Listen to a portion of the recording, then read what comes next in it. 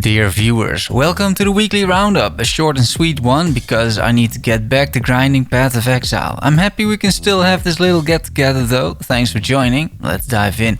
Starting with reveals and announcements, and let's just start with Path of Exile. In short, the league is amazing. I would even call it near perfect, to be honest. In terms of launch, it was extremely smooth with no issues to speak of. There are hardly any bugs that actually break the game, apart from some floating chest bug, which is quite annoying, and some pretty hilariously loud death sounds of bosses. But considering they've implemented a complete new endgame and a whole new challenge league in 3 months' time, I would say this is honestly as good as it gets. Over 27,000 people joined for the launch. That's concurrent players, by the way, which is a new record. Silt, an indie black and white underwater diving game I am really excited about, has released a demo. If you're curious, go check it out. It allows you to play the first 15 minutes of the game and should give you a good idea what it's all about. I will play this myself at some point, just not right now. Geyser, Couriers of Darkness, announced their release date.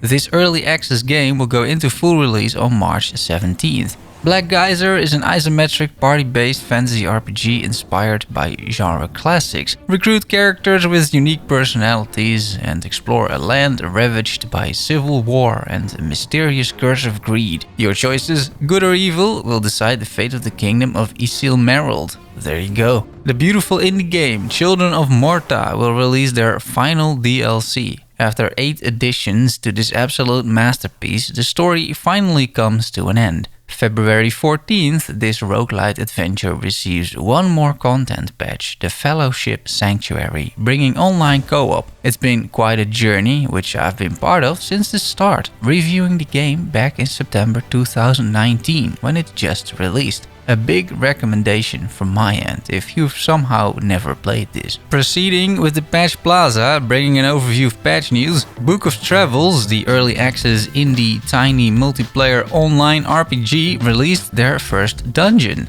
They don't call it a dungeon though, they call it an outmark, because of course they do.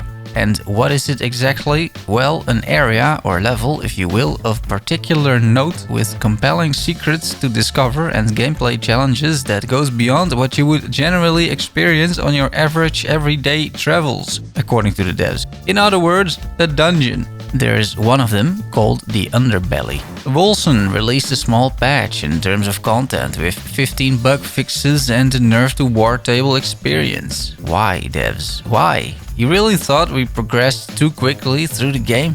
Come on, man. Also, the patch was 15 GB, which is a bit strange for a hotfix, but nothing surprises me anymore honestly when it comes to Wolcen. Still, I do think the new patch as a whole is worth it for a few hours at least, if, you have nothing else to play. In February, chances of that happening aren't that high, but credit where it's due, this patch is quite entertaining, it's just not very full of content. Vampire Survivors released another patch, bringing 3 new achievements, 1 new character, a new weapon evolution, 1 new passive weapon, and a relative power-up, a saves backup system, and a new music track for the Green Acres.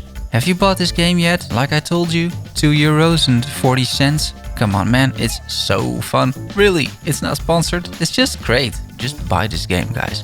Then, upcoming releases. Yesterday, February 11th, probably now 2 days ago by now, to be honest. Lost Ark released in most countries, but not in mine, so moving on. February 15th, Liberté releases in early access. That is French, Liberté, and it means liberty, in case you were wondering, freedom. Together with égalité and fraternité, equality and brotherhood, it forms the motto of France. There's a lot of that in the game, which is a story-driven top-down roguelike set in an alternate history, Lovecraftian version of the French Revolution. Play solo or co-op and influence the fate of 4 unique factions in their clash for power. Instead of Louis XVI, you may fight Cthulhu.